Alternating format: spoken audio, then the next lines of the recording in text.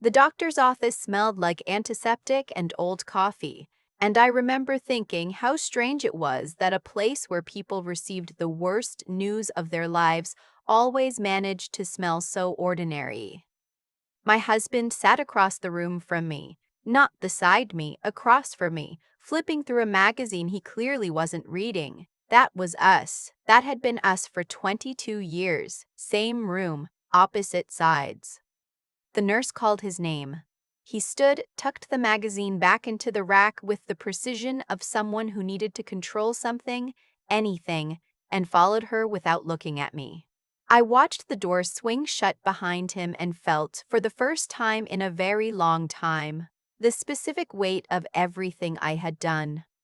I should start from the beginning, or maybe from the part that matters. I'm still not sure where those two things overlap. I met my husband the winter I turned 24 at a staff holiday party at the architecture firm where I worked as a junior coordinator. He was quiet in the way that reads as mysterious when you're young. Steady, deliberate, the kind of man who listened when you spoke and actually responded to what you said instead of what he'd been waiting to say. We dated for 2 years. We got engaged in Banff on a hike we'd done a dozen times before. The ring was simple. A thin gold band with a single oval stone. Nothing flashy. He knew me well enough to know I'd have hated flashy. What he didn't know was that I'd spent the 6 months before that proposal lying to him. Not loudly, not dramatically. The lying was quiet, the kind that starts as omission and slowly calcifies into something you can't pick apart anymore without the whole structure collapsing. And I was so afraid of collapse. The man I've been seeing on the side, I hate that phrase, on the side, like it diminishes something that consumed me entirely for those months, worked in the trades. He'd been contracted to do renovation work on my parents' house in Oakville, and I'd met him one afternoon when my mother asked me to stop by to let him in. My mother, who had no idea. My father, who still has no idea. We weren't careful, and I won't pretend otherwise. I've stopped pretending otherwise. I ended it 2 weeks after my husband proposed. Told myself that was the end of it, that the guilt would dissolve into the happiness of the engagement, that people make mistakes and mistakes don't have to define entire lives. Then I missed a period, and then another. I was 4 months along when I married my husband at a small ceremony at a vineyard outside of Niagara-on-the-Lake. October, cold enough that the bridesmaids shivered in their dresses. I remember my father squeezing my hand before walking me down the aisle. I remember thinking, if I just get through this day, I can make it right. I can be the person he thinks I am. I was not that person. The pregnancy wasn't something I could hide for long, but I managed to hide the timeline. I told my husband the baby was early. In 1998, in a small Ontario city, before everyone carried a computer in their pocket and could Google anything in 30 seconds, it was easier to do than it sounds. The doctor who delivered my daughter was discreet, or indifferent. I've never been sure which. My husband held her the moment she was born. I watched his face change. That's the part I've never been able to fully reckon with. The way he looked at her. Like she was the most certain thing in the world. Like nothing before that moment had quite been real. She was his daughter, he never questioned it, not once, not for years. My daughter grew up between her father and me, and I want to be clear, we were not a miserable household. There was laughter. There was kindness. My husband coached her softball team when she was 8, drove her to skating lessons in the dark of February mornings without complaint, sat in the front row of every school play with his phone out trying to figure out how to work the video camera. We were good parents. Whatever we were to each other, we were good parents. What we were to each other is harder to describe. I think he knew. Not right away. Not for a long time, actually. But there were moments, little fractures in the surface of things, where I could feel him looking at something slightly off about the picture. My daughter had my coloring, but she had a way of tilting her head when she was thinking that I didn't recognize in anyone I knew. Her hands. Something about the shape of her hands. He never said anything. That was the thing I kept waiting for, and it never came. We had a good marriage by most external measures. We bought a house in Hamilton, a semi-detached with a backyard big enough for a garden. We took the train to Montreal for our 10th anniversary. He remembered to call my mother on her birthday every year, without prompting, long after I'd stopped being surprised by it. But there was always a distance, a particular kind of quiet that followed certain conversations, the kind that lands between two people and neither one moves to sweep it away. The night I think he found out, truly, irrevocably found out, was the summer my daughter turned 14. She'd done one of those school ancestry projects, the kind that were popular for a few years before everyone realized they raised more questions than they answered. She'd found some old photos of my husband's family, laid them out on the kitchen table to make comparisons, and I came home to find my husband sitting very still at that table, not looking at the photos anymore, looking at nothing. He didn't say a word to me that night, or the next night. He made dinner, washed the dishes, asked our daughter about her homework, watched the news, everything exactly as before. Except he moved to the spare room. He said his back was bothering him. I didn't push it. He never moved back. 22 years. That's what it became.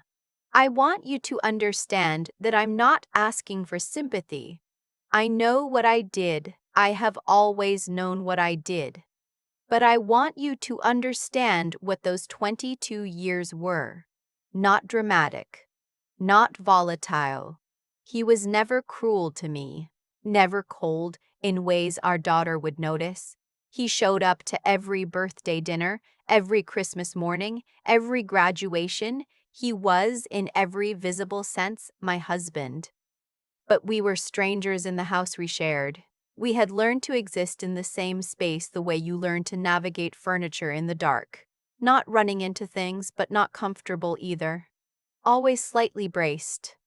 I used to rehearse conversations. In the car on the way to work, in the shower, lying awake next to the empty side of our bed. I'd run through every possible version of I need to tell you something, and every version ended the same way, with his face going still and quiet like that night at the kitchen table, and me not being able to bear what came after. So I never said it. My daughter grew up. She went to university in Halifax, came back to Ontario for work, met a man she loved, got married at a ceremony in Prince Edward County last September. My husband and I sat beside each other in the front row, and we smiled and we danced at the reception, and I thought, this is what we are. Parallel lines. Close enough to look like the same thing from a distance. The year after her wedding, my husband retired. He'd spent 31 years as a structural engineer, and I expected retirement to break whatever equilibrium we'd maintained. Too much time in the same house, the structure of the workday gone. But it didn't break anything. It just made the quiet louder. He took up woodworking. He'd go out to the garage in the mornings, and I'd hear the sound of the lathe through the kitchen window, and I'd drink my coffee and think about all the ways I had wasted both of our lives. Then his doctor recommended a full cardiac workup, routine for men his age, especially with his family history. His father had died of a heart attack at 63, and he'd crossed into his early 60s himself. I offered to drive him to the appointments. He said yes. I'm still not sure if he said yes because he wanted me there, or because saying no would have required an explanation we both knew neither of us was ready to give. The appointment I drove him to that Thursday in March was the second follow-up after his initial tests. The cardiologist was a woman who seemed younger than our daughter, which I found unsettling in the way only getting older makes you find things unsettling. She was efficient and kind. She asked questions I sat quietly through, questions about family history and lifestyle and stress. And then she said something that made my husband go very still. She mentioned, in the matter-of-fact tone of someone delivering information they believe is neutral, that one of the findings from his blood work was consistent with a condition that ran in families, a specific clotting factor, heritable, that their clinic routinely flagged. She suggested his daughter might want to be tested. Since these things are genetic, she said, it's worth a conversation. My husband looked at the doctor for a long moment. Then he looked at me. And I understood, in the particular way that dread works, arriving before your mind has finished processing, landing in your body first, that the word genetic had just done in 30 seconds what I had spent 22 years preventing. I don't know how I made it to the parking garage. I remember the elevator. I remember the smell of exhaust. I remember sitting in the passenger seat of our own car while my husband stood outside the driver's door for a long moment before getting in. He didn't start the engine right away. "You should tell her yourself," he said. Not a question, not an accusation, just a sentence. I said yes. I said I would. I said I was sorry. And I know how insufficient that is. I have always known. And I said it anyway because it was the only true thing I had left to offer. He nodded once, started the car, drove us home. That was 8 months ago. I told my daughter in her apartment on a Sunday afternoon in April while her husband was out at a hockey game and the windows were letting in the first real warmth of spring. I told her everything. Not the version I constructed and reconstructed over the years, not the softened edges, not the excuses I'd made for myself at 24, because I was afraid and too young and the engagement had frightened me in ways I hadn't known how to name. All of it. The real version. She was quiet for a very long time. Then she said, "Did Dad know?" And I said, "Yes, I think he knew for a long time." She started crying then, not for me, I understood, but for him. For the years he'd absorbed in silence, for every hockey game and school play and Saturday morning at the breakfast table and winter drive to the rink, for everything he'd given her that he had every reason in the world not to give. She called him that same evening. I don't know what was said. She hasn't told me and I haven't asked. My husband moved to a small apartment in Waterloo in May, near the university, he said, because he likes the energy of it. He took the lathe. He left behind most of the furniture we'd picked out together over 30 years, all the pieces I'd thought of as ours, which I now understand were just objects he'd agreed to share. He left me a letter on the kitchen counter, not angry, not cold, careful, the way he'd always been careful, weighing each word before he set it down.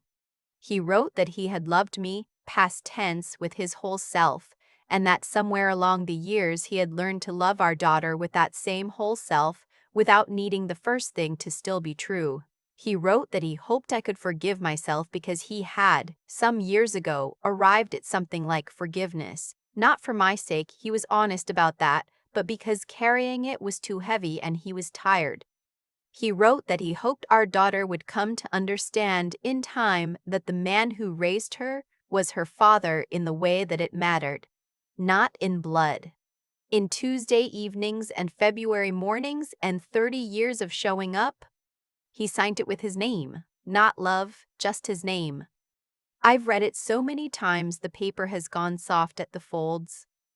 My daughter calls me once a week now, not as often as before, but she calls. Last month she told me she'd gone to see him in Waterloo.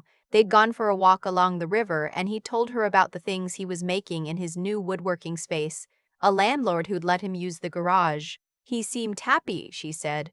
Not performed happy, actually happy, like something had been set down. I'm glad for him. I mean that. It doesn't undo anything, gladness, but it's what I have. I drive past the house in Hamilton sometimes. It's still mine on paper, or half mine. We haven't finished sorting through it, and I think about all the years we spent inside it, doing the ordinary business of a life, the meals and the arguments and the nights my daughter was sick and one of us slept on her floor.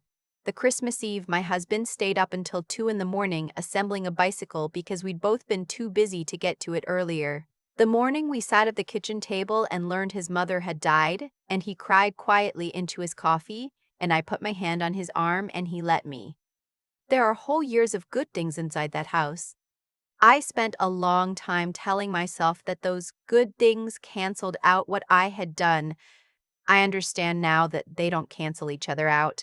They just exist alongside each other, both real, both permanent, neither one erasing the other. The thing I keep coming back to is this: silence is not a neutral act. I told myself for 22 years that staying quiet was a form of protection. Protecting my daughter from a truth she didn't need. Protecting my husband from a wound that couldn't be healed. Protecting myself from a reckoning I'd earned. What I've learned too late is that silence doesn't protect anything. It just delays the damage and charges interest. He deserved better. My daughter deserved better.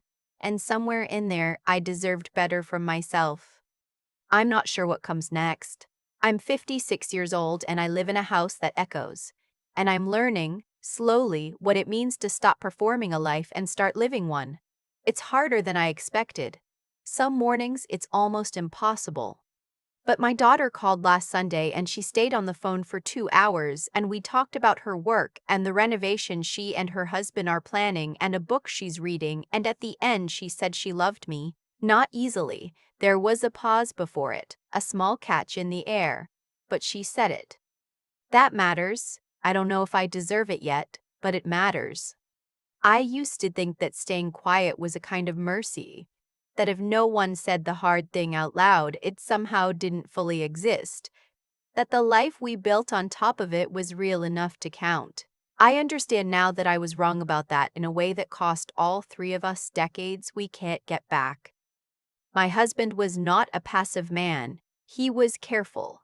There's a difference, and I spent too long mistaking one for the other. He chose every single morning for 22 years to show up for a daughter he had every reason to walk away from. That wasn't weakness. That was a kind of moral clarity I didn't have the character to match. He knew what the right thing looked like and he did it anyway, not because it was easy, not because it didn't hurt him, but because he had decided that she deserved a father regardless of what I had done. That's not something you arrive at accidentally. That's something you choose, over and over, in the dark, when nobody's watching and there's no reward for it. I was not that person. I told myself the silence was protective, but the truth is that the silence was convenient. For me, I didn't want the reckoning. I didn't want to sit across from him and watch his face when I said what I needed to say. I was afraid of losing the life I had built on top of a lie, and so I kept building. What I've learned is that there's a particular kind of courage required to tell the truth before you're forced to, and I never found it. I kept waiting for the right moment, and the right moment never came, because the right moment had been decades earlier and I'd let it pass. The hardest thing to sit with is what my daughter lost, not the biology of it. She has a father. She has always had a father. And the man who drove her to the rink in February and sat in the front row and stayed up until 2 in the morning assembling a bicycle is her father in every way that holds. But the years she spent not knowing the full story of herself, that belonged to her. I kept it from her because I was protecting myself, and I told myself it was protection. It wasn't.